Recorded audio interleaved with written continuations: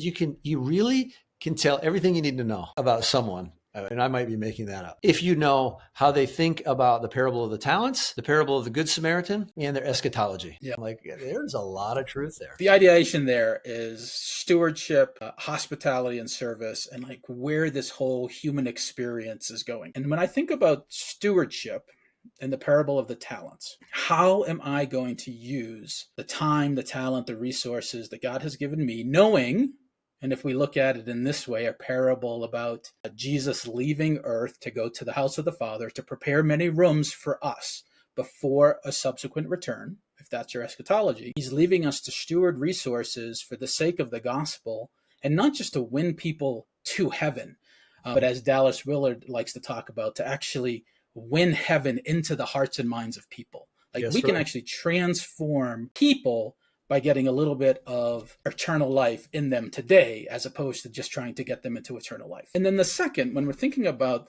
the parable of the Good Samaritan, of course, this is something that Jesus spoke. A lot of us look at the care for the individual and the sacrificial nature, and that's beautiful. So when he's talking about the Samaritan being the one who would actually enact this praised Jewish hospitality, if you see that, that has to, for me, and hopefully for others, stir a whole lot of grace to understand that God really is causing his grace to fall on the righteous and the unrighteous alike. And if you take your stewardship and you take your understanding of God's ever-moving grace from the church out, from the nation of Israel out, from the garden out, now we can start to wonder, what does the rest of humanity and the experience look like when it comes to eschatology? And do I have a role as a person, as a follower of Jesus?